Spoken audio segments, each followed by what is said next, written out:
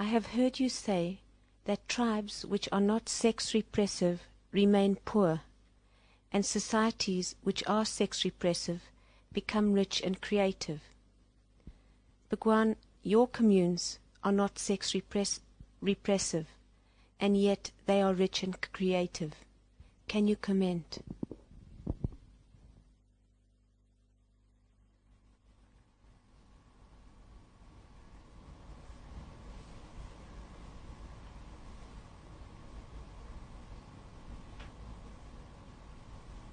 It is one of the most sensitive areas of life, because it is concerned with the very life force, sex. The world has become too condemned.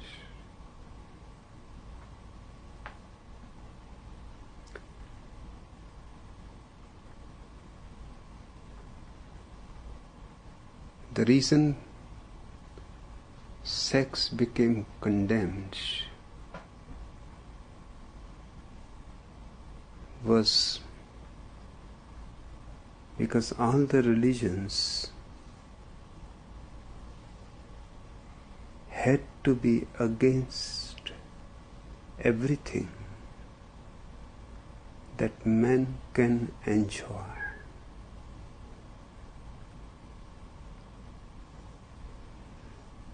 It was their vested interest to keep man miserable.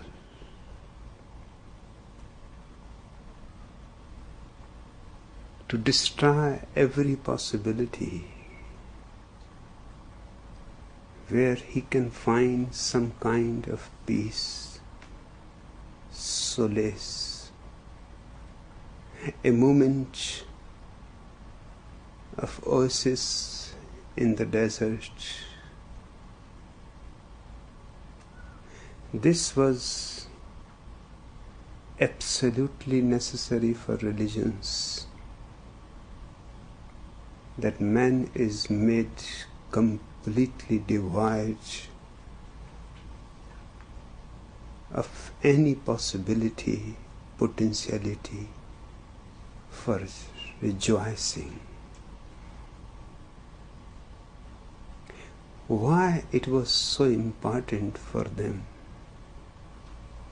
It was important because they wanted to sift you, your mind, somewhere else, towards the other world. If you are really happy here, why should you be bothered about the other world? Your misery is absolutely needed for the other world to exist. It does not exist in itself. It exists in your misery, in your suffering, in your anguish. All the religions have been doing that harm to you. They are creating more misery, more suffering, more wounds, more hatred, anger, and all in the name of God.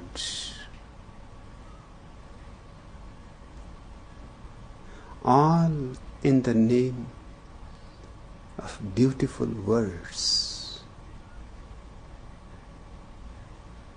They talk about love, and they destroy every possibility of your being ever in love. They talk about peace and create every situation for war.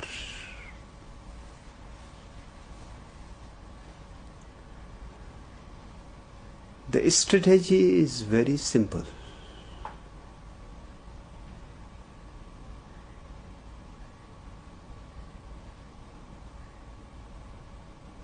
Go on talking about beautiful things. Keep people engaged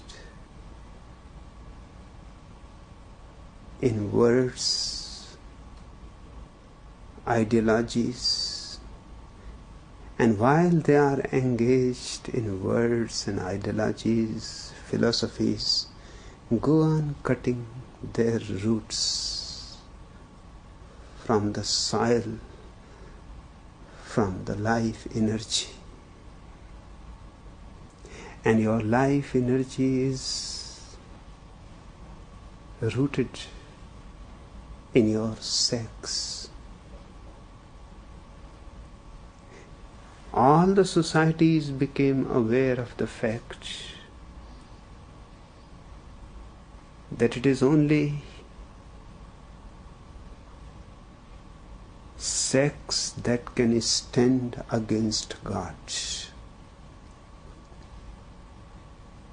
If your sex is fulfilled, you don't need God, because your life is fulfilled.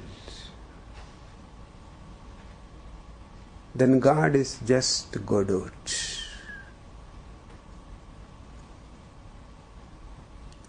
But if your sex is destroyed, repressed, condemned, if you are made to feel guilty about it, then God can go on living forever. He drives his energy through your suicide.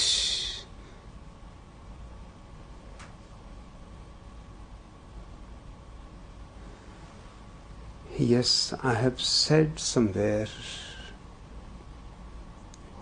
that sex repressive societies have become civilized, cultured, richer, philosophical, scientific.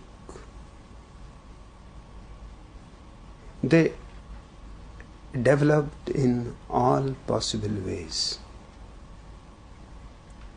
Sex expressive societies, which are very few now. The aboriginals, they are poor, they are uncultured, uncivilized. They have not evolved the way sex repressive societies have evolved. This gave a great impetus to religious stupidity, because religion could prove on a reality basis that you can see the societies which have been sex expressive have remained poor, starving, hungry. And the sex repressive societies have evolved in every possible ways. More sex repression, higher becomes your cultural development. This became a proof for religions that sex repression is something absolutely needed. Otherwise you will be simply barbarians. And in a way, it is true. Factually true. Hence, naturally the question arises, I am not against sex. To me, sex is as sacred as everything in life. There is nothing profane, nothing sacred. Life is one. All divisions are false. And sex is the very center of life.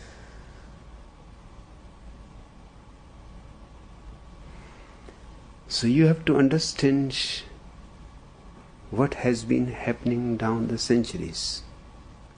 The moment you repress sex,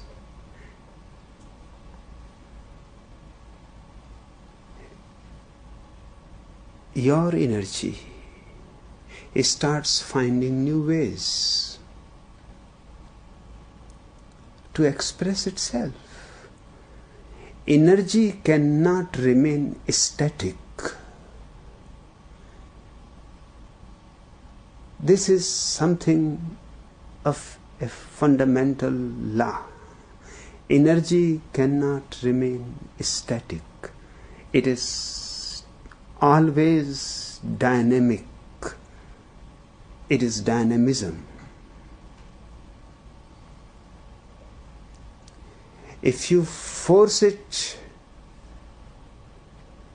and you close one door upon it, it will open other doors. But you cannot keep it in bondage. If the natural flow of the energy is prevented, then it will flow in some unnatural way. That's why sex-repressive societies became richer.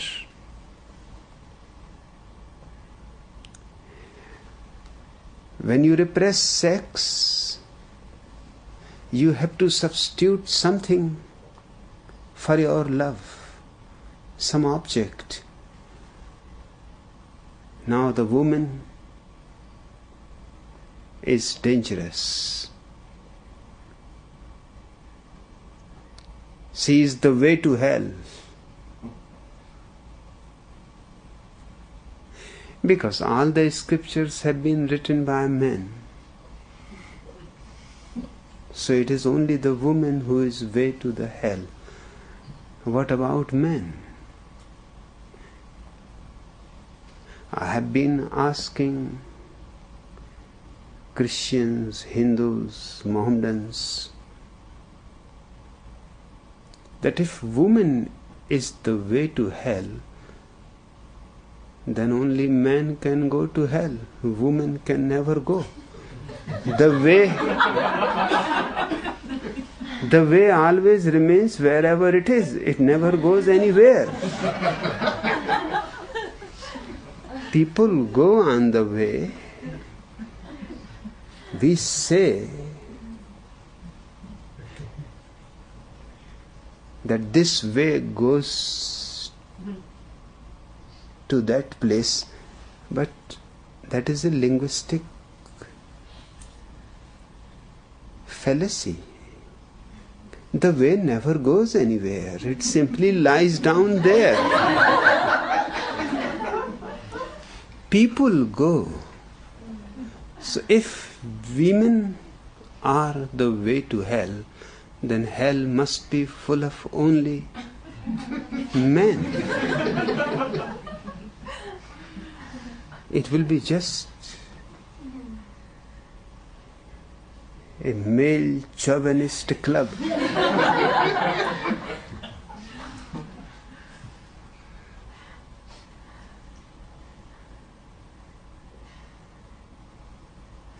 Woman is not a way to hell. But once your mind is conditioned in that way, you are going to project the woman in something else. You need an object for your love. Money can become your object for love. Why there is so much greed? Why people are clinging to money like crazy? It is their love object. Somehow they have managed their whole life energy to move towards money. Now you want them even to drop money. Again they will be in trouble. Politics becomes their love object.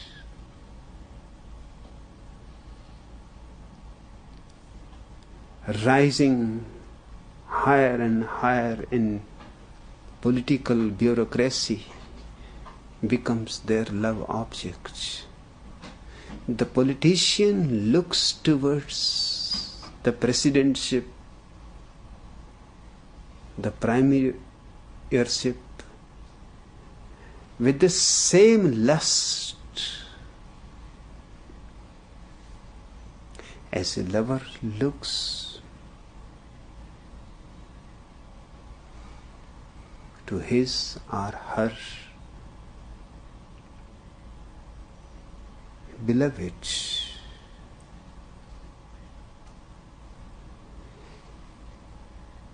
This is perversion. Somebody may become directed into other ways, education. Then books become his love objects.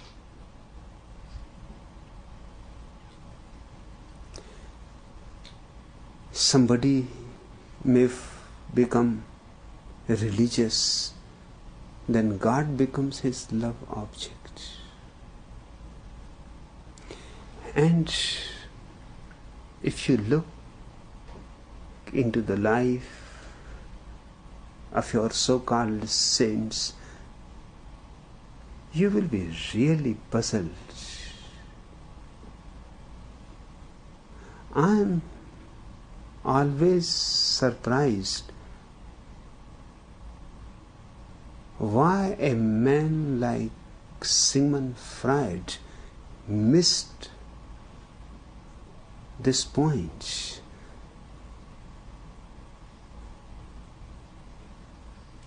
He should have looked into the lives of Saint Teresa,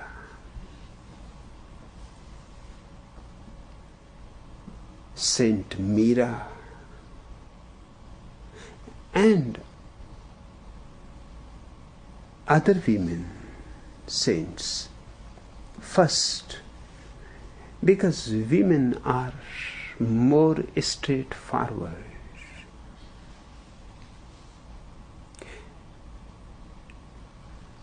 Mira's songs are full of lust,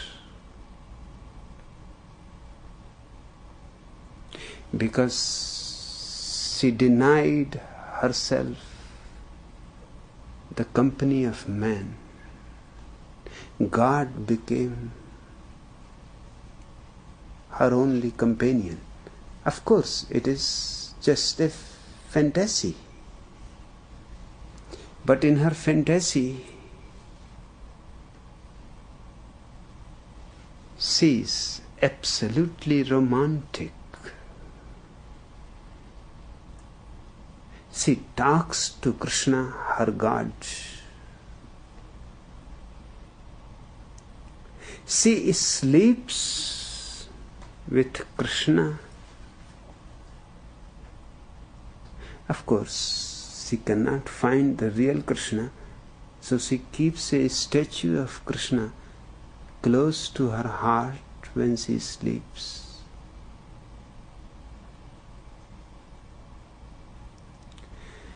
The way she sings about Krishna can, without any interpretation, be easily understood that it is sexual perversion.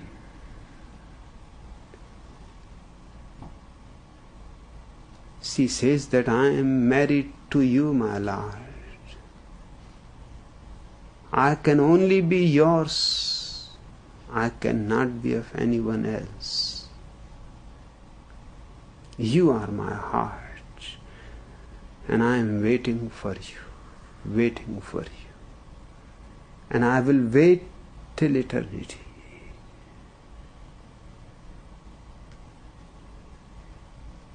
The words she uses, because in India, when a couple gets married, the first night, in India there is no honeymoon as such.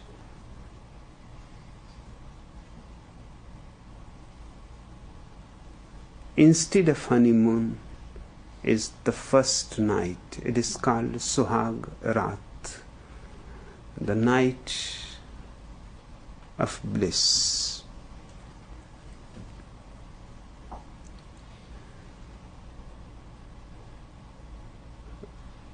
The wife prepares the bed with beautiful flowers,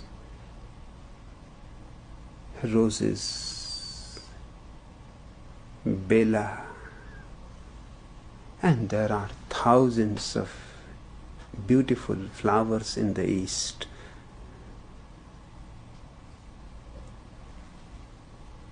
She hangs all around garlands. She makes herself almost covered with flowers. That night,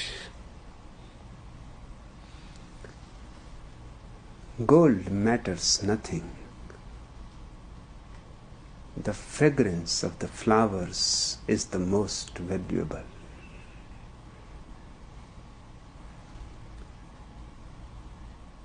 She prepares the bed and waits for the husband to come in. And Meera goes on singing the same thing, that I have been preparing the bed every day with beautiful flowers, and I go on waiting, and you have not come yet. Now, is there any doubt that in her mind Krishna has become just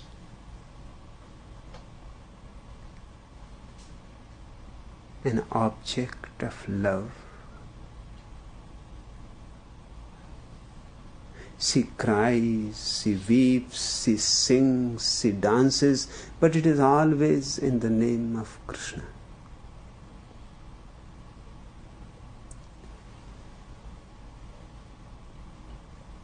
Sigmund Freud would have found tremendous support from Meera and her songs and her life to his idea that if you repress sex, it takes some other path.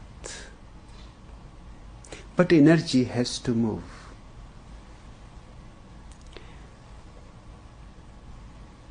It can take a religious way. The priests are happy. It can become academic. Then the academicians are happy. It can become scientific. Then the scientists are happy. It has to become something. That's why sex repressive societies have developed in so many directions. Yes, they have become very cultured, polished, civilized, educated, scientific, technological. But at what cost? They have lost all joy. They have lost all peace. They have lost all silence. They have lost all love. You can project your love towards an imaginary object, but it is not going to give you fulfillment.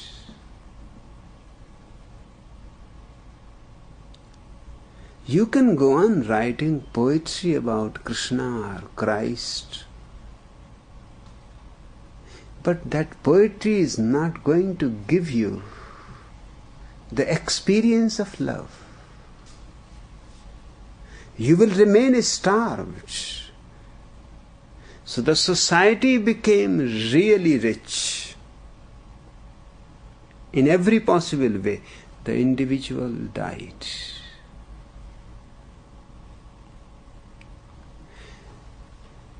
And what is the point of the society becoming cultured, civilized, educated, technological? For whom? The individual is dead. This society is nothing but corpses walking all around. Of course, very culturally.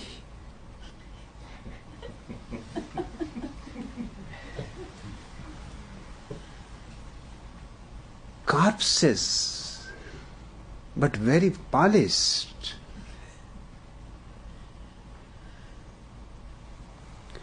They all speak English with Oxford accent.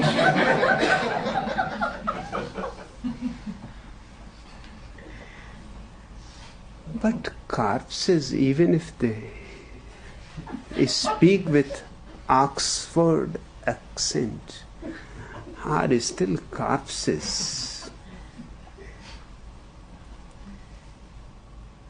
They become great politicians. They become great religious leaders. But just look inside those people, they are hollow. There is no substance inside, there is no soul. If they get defeated in one direction, then they start moving into another direction. Just now, I was reading one statement of ex-President of America, Ford.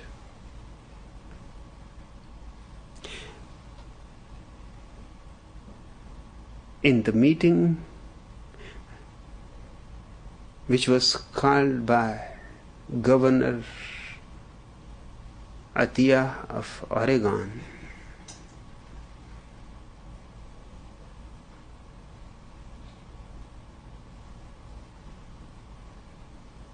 Ford said,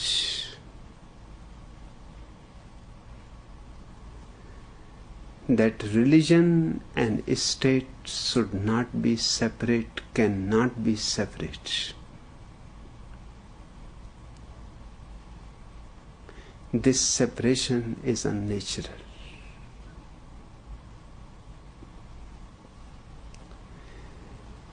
Without religion, you cannot help man. This is the defeated politician who is now trying to be religious. He never said such a thing when he was president.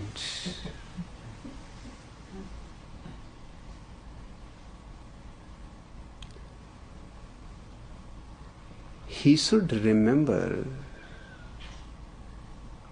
that he was really never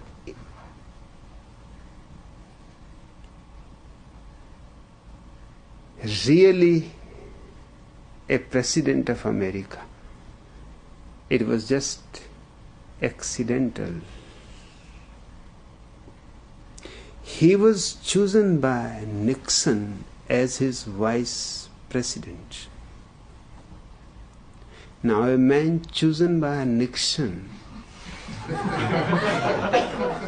can you think becoming holy, religious?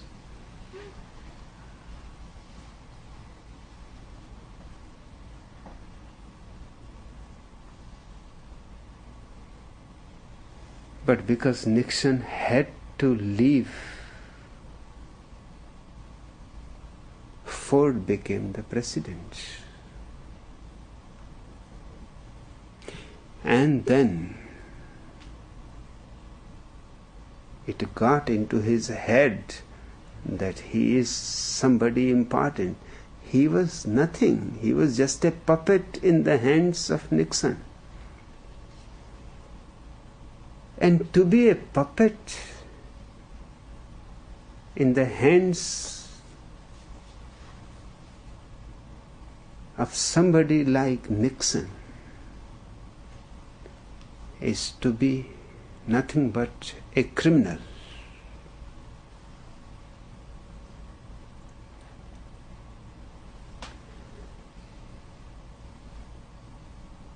But because he became president for 2 years, he started thinking that now he can be elected. And he could not be elected. He had no guts. I have seen few of his pictures when some attempts on his life were made.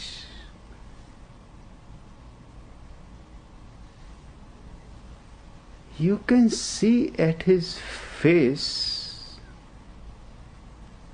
I have never seen anybody so afraid.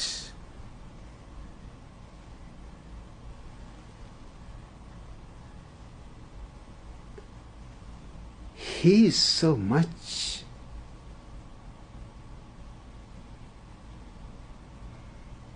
afraid of death, such a coward. And when he got defeated, now he is taking a different direction. Now he knows politics is not for him. That door is closed.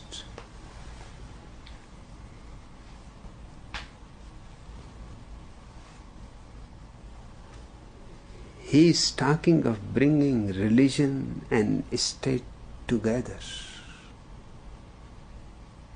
And I am surprised that Governor Atiya silently listened to it.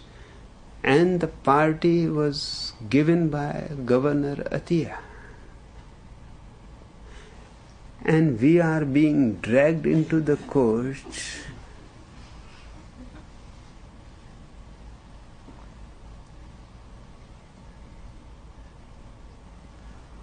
for the simple reason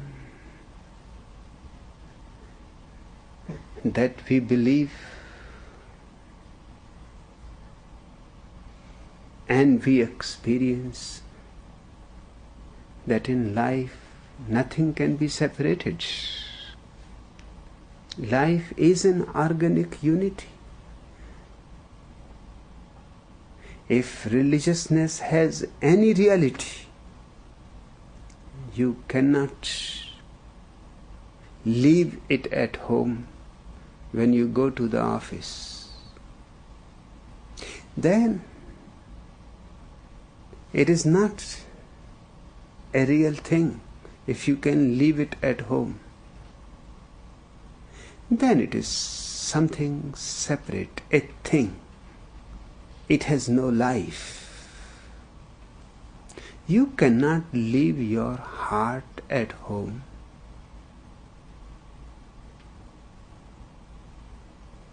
Wherever you will go, your heart will be with you, beating. Religion is your heart. How can you leave it?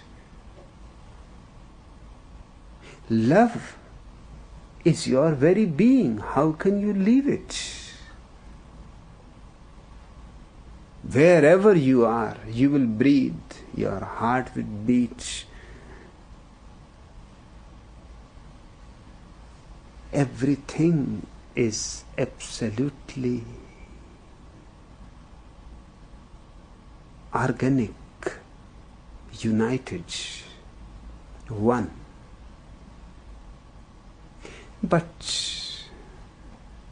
from these words don't mean anything.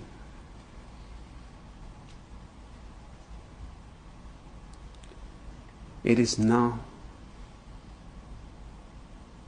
the same energy which was moving into politics now wants to become holier, to play another game, the game of religion. And Atiya must have listened silently, because soon he is going to be retired too. It is better to keep silent, because after few months he will have to be religious too. Religion is for all kinds of retired people. We are the only people in the whole world who are young and in religion, who are alive and in religion. Our religion is not something posthumous.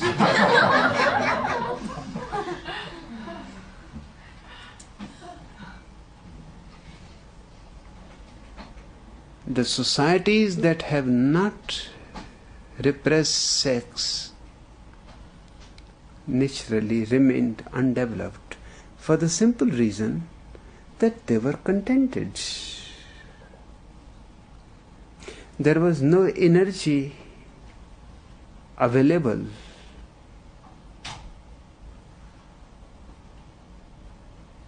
to go after money, to go after politics, to go after God. No, they danced, they sang, they had a small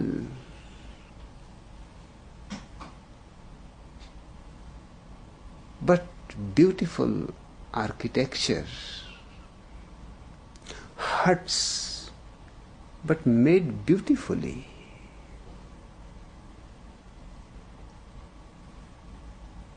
They lived very clean life. There was no crime, because there was no energy for crime. And now you have to understand the things are related. When there is no crime, what is the need of a judge? What is the need of a court? What is the need of the cops?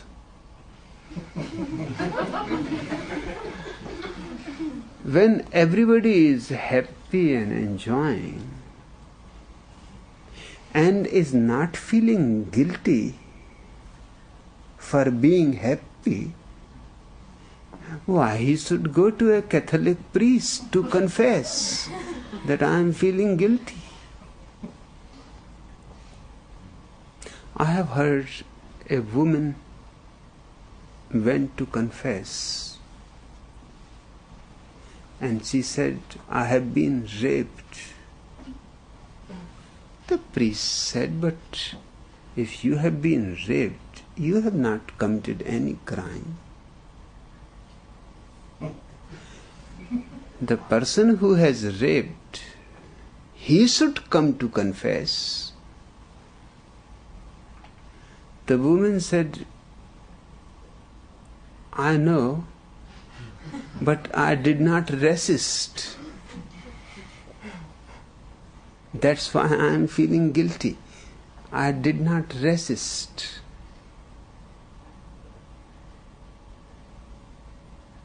The priest said, when did it happen? She said, last night, 3 times. The priest said, what kind of rape is this? The woman said, that's why I have come to confess. First time I was a little afraid. Next time I really enjoyed it. And third time it was fantastic.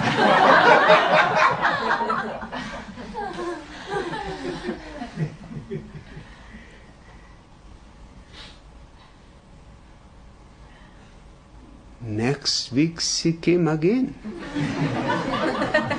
The priest said, what? Have you been raped again? She said, not again. I have come to confess about the same old night. The priest said, you are strange. You have confessed about it already. She said, but I enjoyed even confessing it. Now that makes me feel guilty. I want to say it again. Please forgive me, but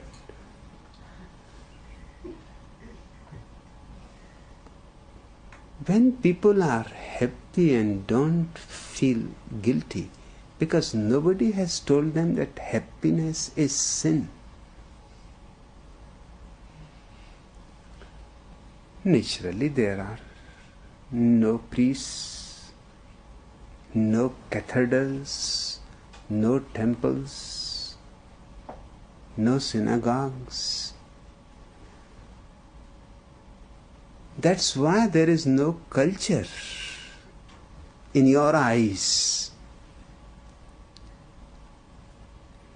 The way you understand culture is not there. Of course, they are uncultured. They don't have a religion, they don't have holy books, they don't have universities, they don't have libraries. How can they be called cultured? How can they be called civilized? But they are immensely contented. I have lived with these people. I have never heard them complain about anything. They have no problems as such. They accept life as it comes and they enjoy it as much as they can. They live joyously, they die joyously, without any fear in life or fear about what will happen after death. They don't care. There is no energy for all these things. Yes, they don't produce George Bernard Shaws. Their life itself is such a beautiful drama. There is no need for a George Bernard Shaw. George Bernard Shaw himself is not a happy man. He may write great dramas. His life itself is very poor. The woman he wanted to love refused him.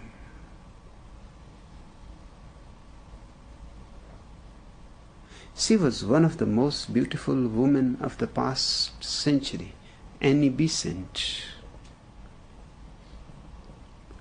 Not only she was beautiful, she was very intelligent, had a charisma of her own.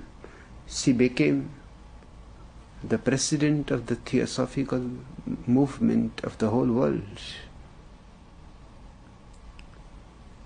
She didn't care about George Bernard Shaw, but the wound went deep. The refusal from a woman. George Bernard Shaw became a great writer. Why? Because Annie Besant was a great writer. Annie Besant was a great orator. You can see the logic. Refused by the woman, George Bernard Shaw tried to prove himself, make a celebrity, a Nobel Prize winner. He wanted Annie Besant to feel that she missed a beautiful man. But she never bothered about him. But the hurt went very deep. He went on producing dramas. He wrote more dramas than anybody else in the whole world. 100 dramas. His life was spent in writing dramas. But his life was not a drama. There was no drama in it. Now the question is, who is civilized? The people who write dramas, paint paintings, compose music, are the people who live a very simple, poor life, but with tremendous joy. Yes, they also paint, but their painting is not that of a Picasso. They don't have energy for that. They just paint small things on their small houses. They also create music, but their music is simple drums. Once in a while they gather together, they dance, they have flutes, bamboo flutes. Their musical instruments are not sophisticated. They cannot produce Yehudi Menuhin or Ravi Shankar. There is no need. Ravi Shankar can play so beautifully on the sitar. But what about his life?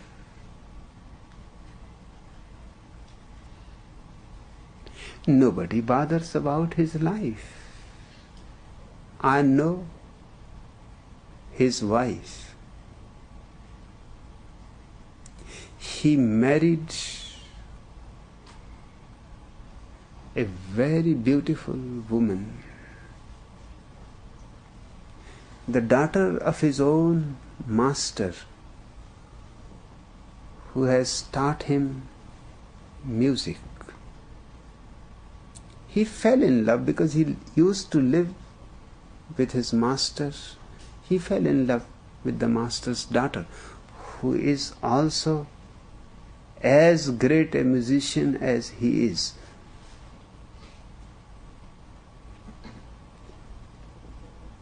But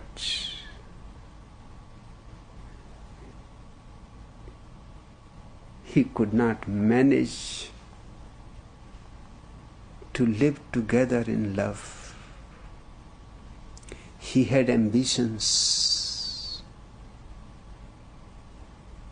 And that woman is as great a musician as Ravi Shankar, perhaps better, but she has no ambitions. She is utterly fulfilled in playing on sitar for herself.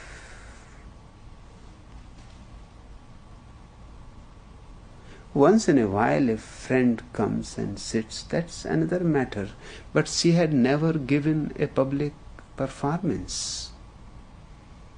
To her that is prostitution.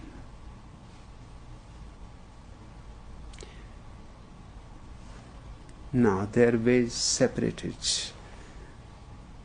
Ravi Shankar wanted to become a world figure, world famous. The woman was not interested in fame.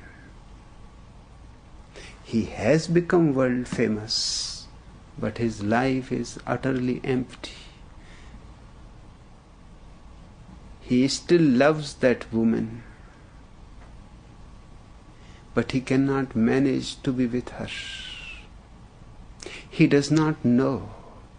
No ambitious man knows how to love. Ambition takes all his energy away. Love remains starving. Energy is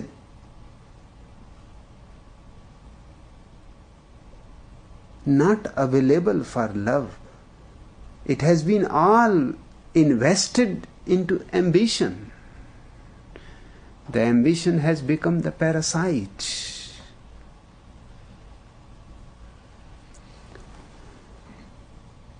So one thing to be understood is these sex repressive societies became very cultured, very civilized, very rich, very scientific. But at what cost? They died. They are no more alive. My problem is I want you to be alive and yet as rich in every dimension as possible. I am not ready to choose between these two either or. I would not like you to become aboriginals.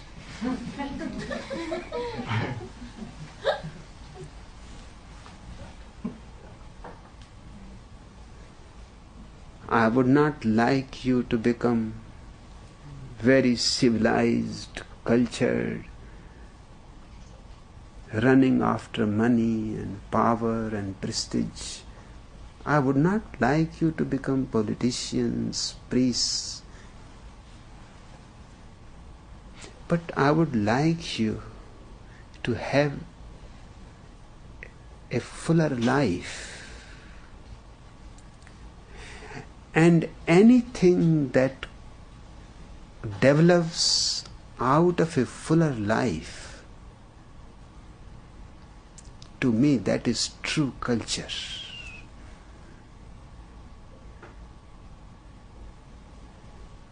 Aboriginals live a life which is full but not overflowing.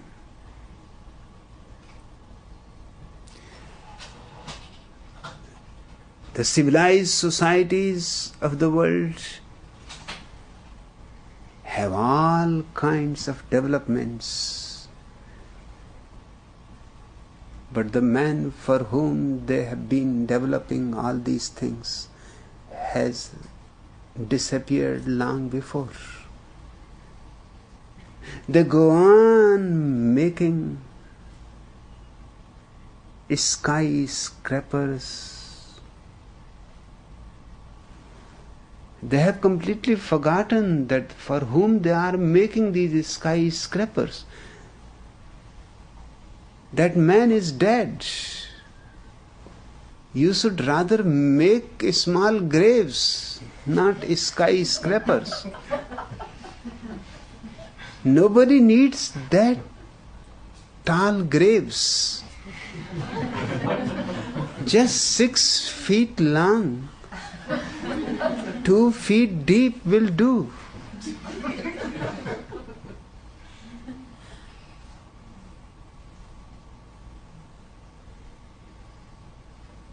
So, on one hand are the Aboriginals alive, but not overflowingly alive.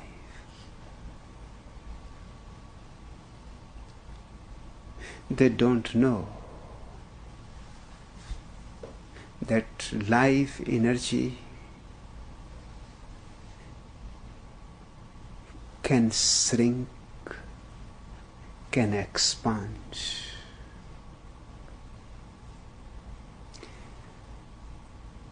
You can use it as it is, available by nature, and you can be contented. But you will remain poor in many ways. You will not know flights of music. You will not know flights of painting and sculpture. You will not know flights of meditation. You will live almost like animals, contented. All animals are contented. Have you seen any animal discontented, bothering you that my life is just a misery? That can you help me what I am supposed to do with my wife? And the children are growing up. There are no problems. They are living, and living far better than your civilized man. Because your civilized man has ceased living. He sacrificed himself for civilization, culture, technology.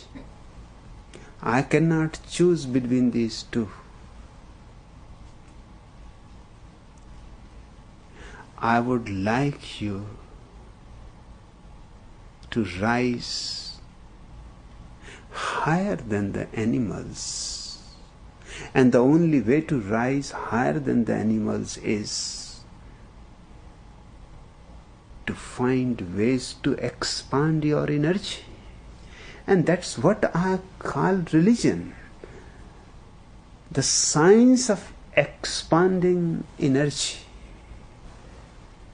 So that you have so much energy that you can be a Zorba, and yet so much is left that you can be a Buddha too. Together, simultaneously.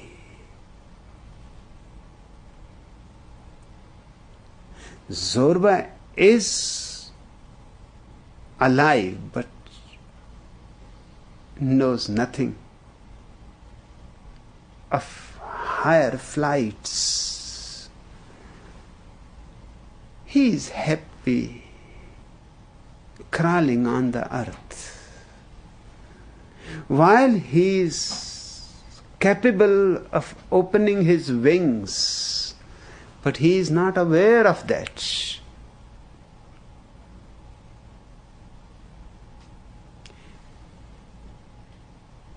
His boss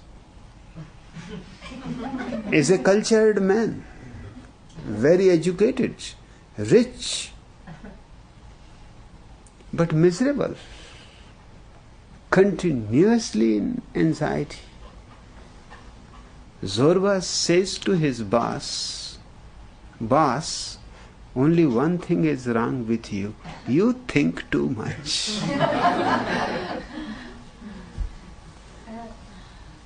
Why not live?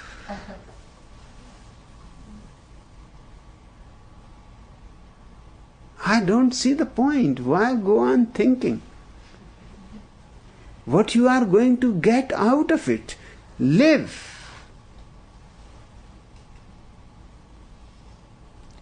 Come with me. He takes his musical instrument and drags his boss to the bank of the river where they live. He starts playing on his instrument.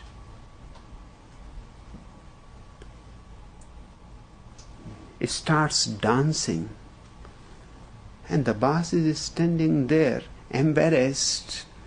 If somebody sees this crazy man, and I am here standing with him, what he will think? He is not dancing, but he is afraid if somebody sees him there.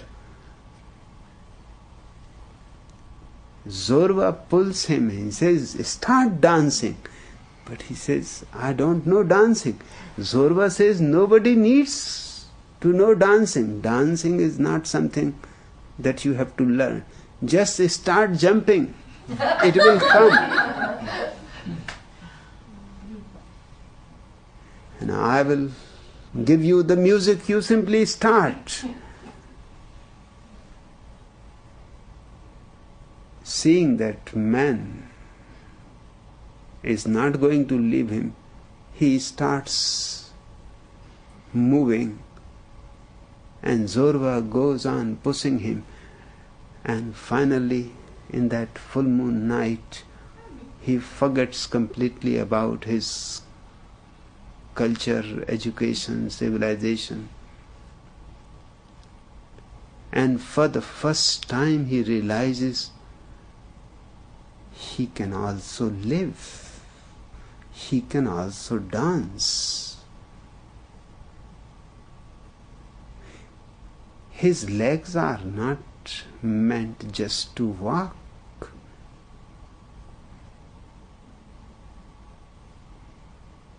He has wings.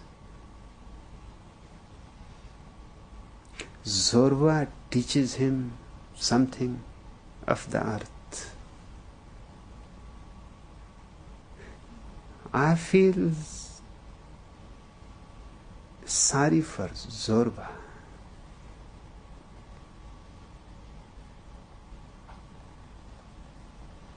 Sorry because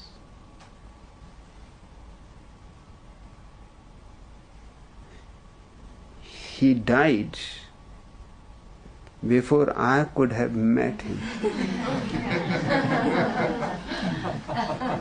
Otherwise, I would have taught him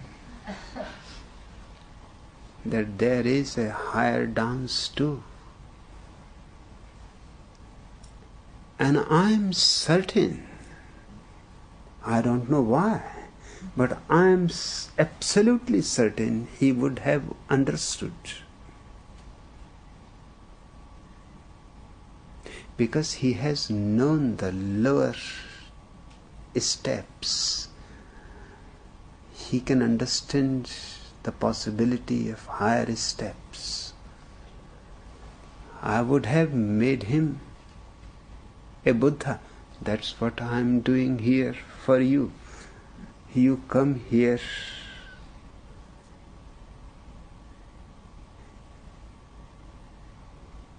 Either an aboriginal or, which is far worse, a civilized man. Once in a while, yes, the Zorba also comes.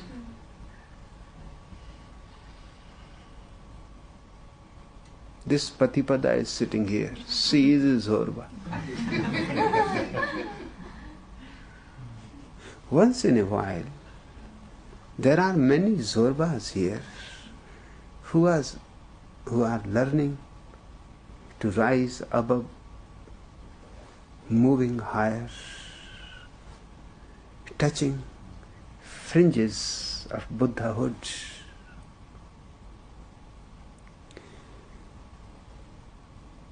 My methods of meditation are the ways which will make you expand your energy.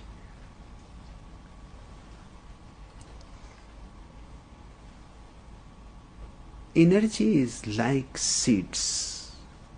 I am reminded of a story. An old man, very rich, was puzzled because he had 3 sons. The problem was that all the 3 sons were born simultaneously. So their age was the same. Otherwise, the eldest son in the east inherits. The problem for the old man was who is going to inherit, because these all 3 are of the same age.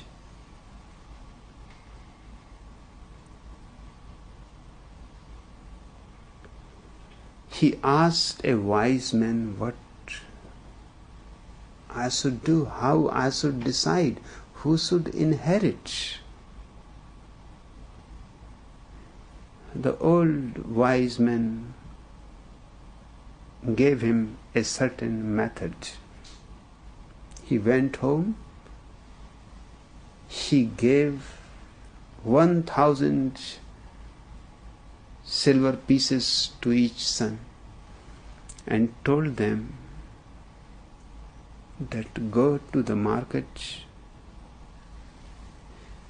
purchase seeds of flowers.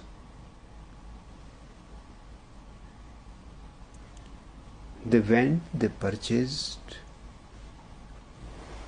carts and carts came full of seeds, because 1,000 silver pieces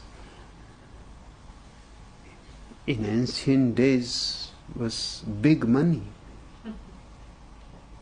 And just flower seeds.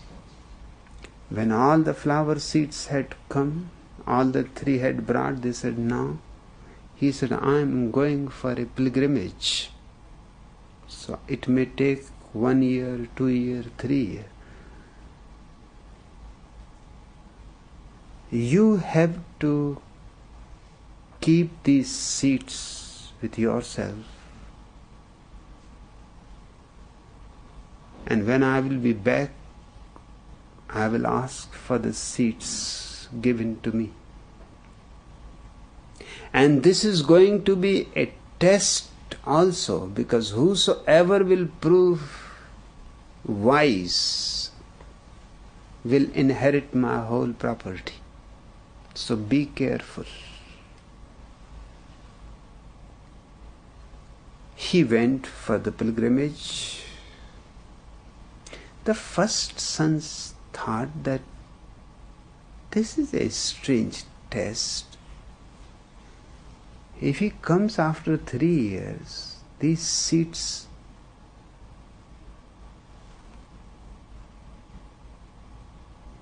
will simply die. And he will ask for the living seeds. So the best way is to sell them in the market, keep the money. When he comes back, purchase new seeds again, fresh, young. Very economical, mathematical. He did that. The second son thought that what one of my brother is doing is not right, does not seem to be right, because he has emphatically said, these same seeds I would like to be returned. So I will keep these seeds. He made arrangements in the basement of the house, put all the seeds there, locked it, and said, now whenever he comes, I will give him the key that these are the seeds. But the third one had a different idea. He said, seeds kept in a basement will not remain alive. They need soil. By the time the father returns, they will not be the same seeds because they will be dead. They cannot sprout. How can you call them the same seeds? The seeds that the Father has given can sprout, can become trees. One seed can produce millions of seeds. That is what He has given. And when He comes after 3 years, those seeds will not be able to produce a single seed, a single sprout. This is not the way. He went behind their house and they had a big land. He sowed the seeds all over the land. Each year they were becoming 1,000-fold more. After 3 years, when the father came, he could not believe his eyes. As far as he could see, his whole land was full of flowers.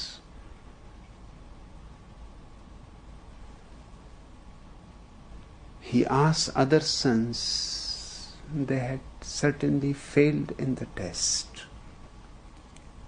He said, the third son inherits my property because he knows how to expand, how to increase. One seed can make the whole earth green.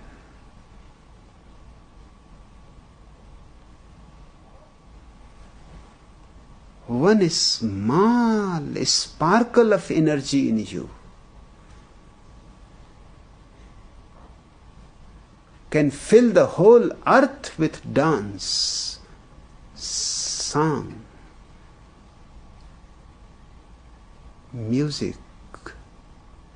Just a little sparkle is enough if you know how to expand it. It can become a wild fire. It may be just a little flame within you. Meditation is nothing but an effort to expand your inner flame, so that you can become a fire, a flame, a glow, overflowing.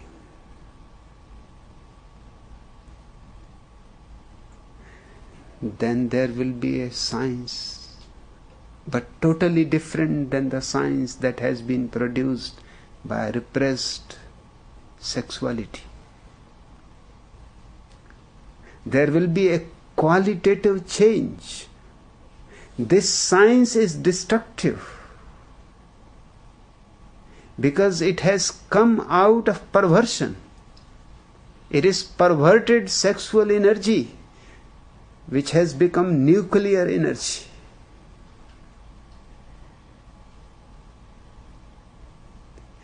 When it comes out of meditation, overflowing love, it will be creative science, a totally different science which we are not even aware of. This whole scientific project has to be dropped because it is bringing you closer and closer to death. Anything that goes against sex will bring death closer to you, because sex is life. You see your paintings, Picasso.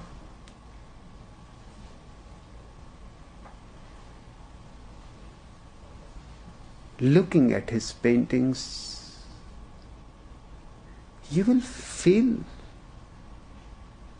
not peace, silence, joy. No. Looking at his paintings, you will feel anguish, worry, a trembling, a fear. Because those paintings are out of repressed sex. Those paintings cannot be life affirmative.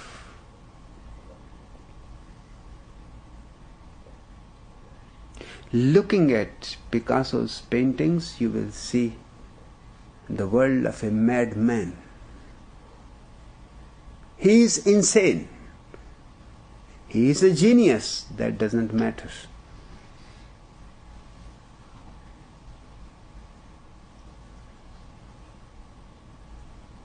You can be a genius and yet you can be mad.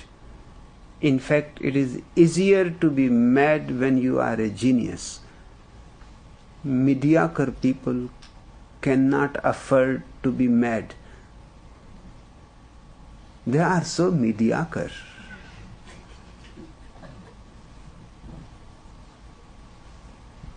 So middle class.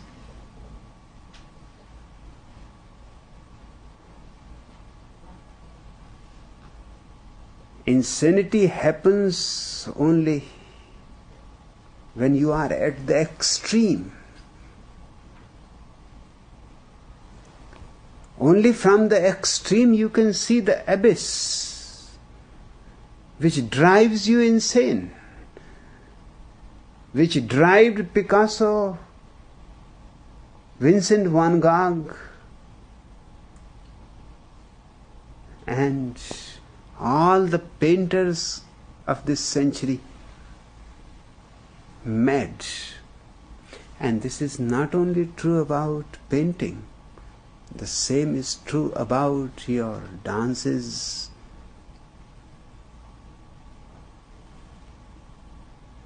jazz music. Do you think it is music?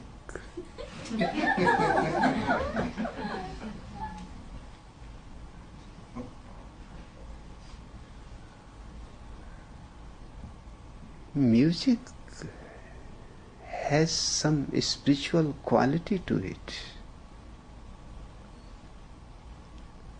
Jazz is simply insanity.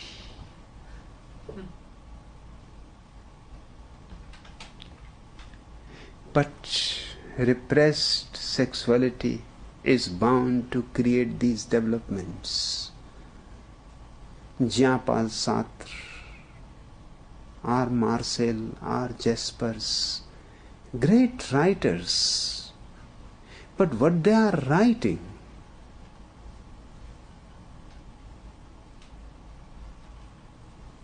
they are writing about meaninglessness of life.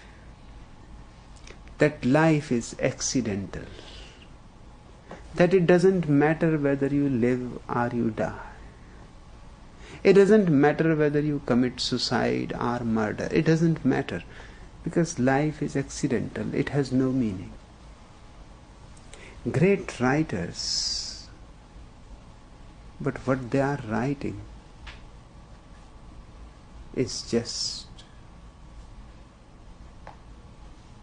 spreading their insanity into other people's minds.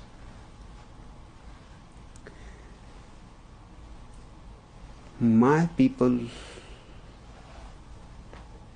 have to keep the innocence of the Zorbas, of the children, of the aboriginals. They have to be as innocent as Adam was when he was turned out of the Garden of Eden. And yet they have to learn methods of expanding the seed of consciousness in them to such a luxurious growth that as far as you can see, you can see only yourself flowering.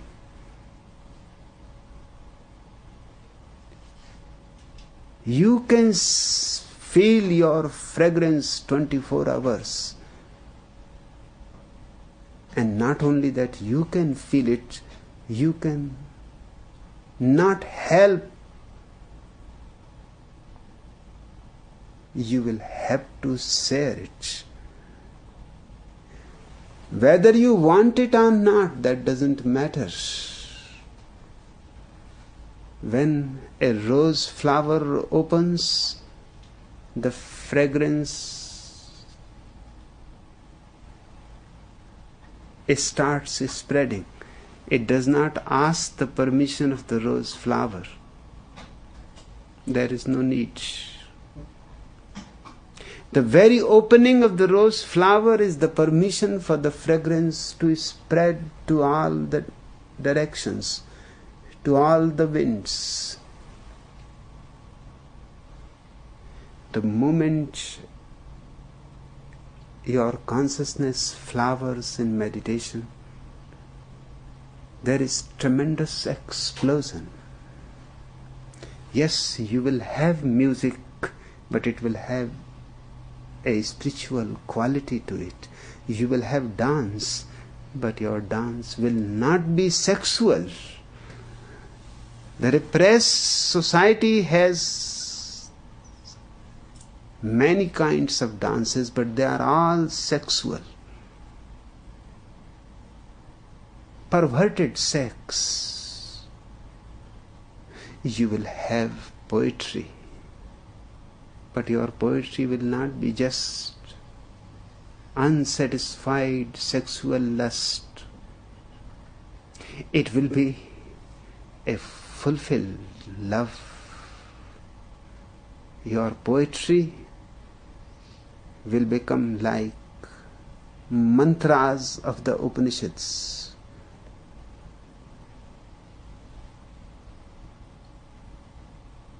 Each word coming out of your fulfillment will carry something of what I call godliness.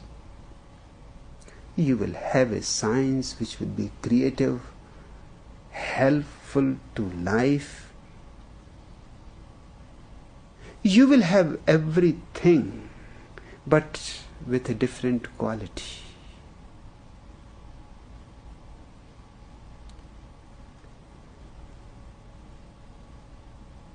Up to now, those two societies have existed. We are not going to be any of them.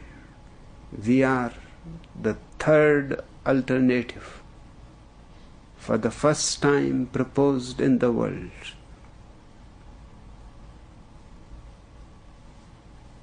Nobody has ever dared to think of man as Zorba the Buddha.